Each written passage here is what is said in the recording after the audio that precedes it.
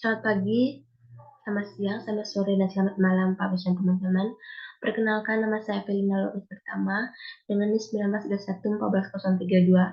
Pada kesempatan ini saya akan membahas rencana topik yang saya gunakan untuk proposal nanti, yaitu tentang pengaruh pengawasan internal dan pemahaman pengelolaan keuangan terhadap kejelasan sasaran anggaran dana pemerintah di kantor Kecamatan Lembor, Kabupaten Manggarai Barat, Provinsi Nusa Tenggara Timur.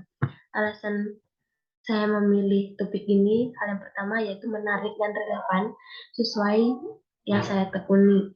Karena dari awal saya tertarik dengan materi tentang pengawasan internal di mata kuliah pengauditan internal. Yang kedua yaitu dapat mencari solusi untuk meningkatkan pengawasan internal dan pemahaman terhadap pengelolaan keuangan sesuai dengan etika profesi. Dalam melakukan pengawasan tentu saja harus memperhatikan etika profesi seperti tanggung jawab, adil, jujur, dan integritas moral. Di sini yang termasuk dalam pihak internal yaitu semua karyawan dan pejabat dalam kantor tersebut. Pentingnya menerapkan etika profesi yaitu karena sekarang banyak kasus seperti korupsi karena dipengaruhi oleh juga yaitu tidak diterapkan etika profesi dengan baik dalam suatu perusahaan. Yang kedua, fokus penelitiannya yaitu ada dua. Pertama, pengawasan internal pengelolaan keuangan. Yang kedua, pemahaman pengelolaan keuangan. Alasannya yaitu karena tadi sudah disebut dan dijelaskan pada topik besar. Yaitu pengawasan internal pengelolaan keuangan, yaitu untuk mengkaji apakah di suatu perusahaan tersebut pengawasan internal sudah sesuai dengan aturan akuntansi dan sudah diterapkan etika profesi.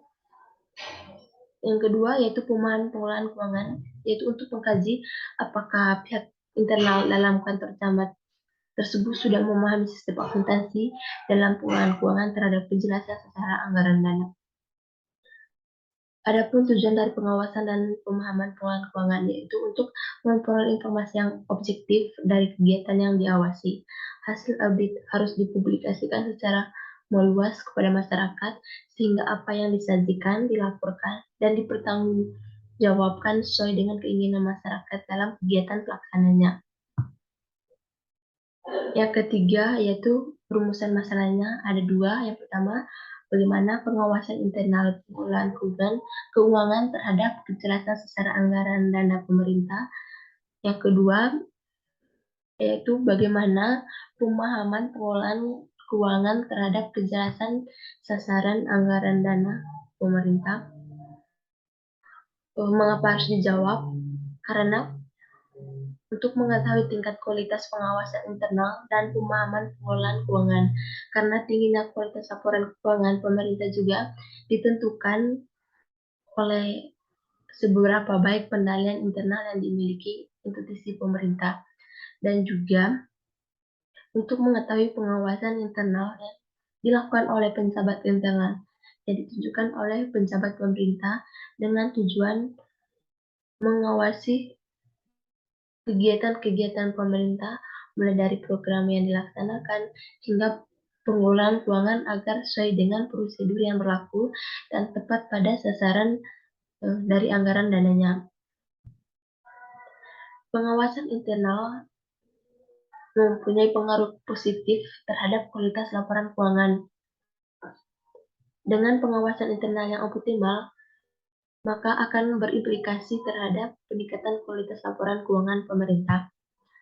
Dan kedua yaitu untuk mengetahui pengelolaan keuangan mulai dari proses perencanaan, pengendalian, dan pemantuan sumber daya keuangan untuk mencapai tujuan dan target perusahaan dan menggunakan sistem akuntansi. Yang keempat yaitu adanya batasan penelitian. Batasan penelitian yaitu karena hanya boleh mengambil data sesuai dengan fokus penelitian atau sesuai betul-betul sesuai dengan judul yang direncanakan atau judul yang digunakan, dan tidak semua data keuangan diperboleh untuk dijadikan sebagai penelitian karena ada beberapa data keuangan yang hanya boleh diketahui oleh pihak internal. Sekian dari saya, terima kasih dan mohon maaf jika ada kesalahan kata.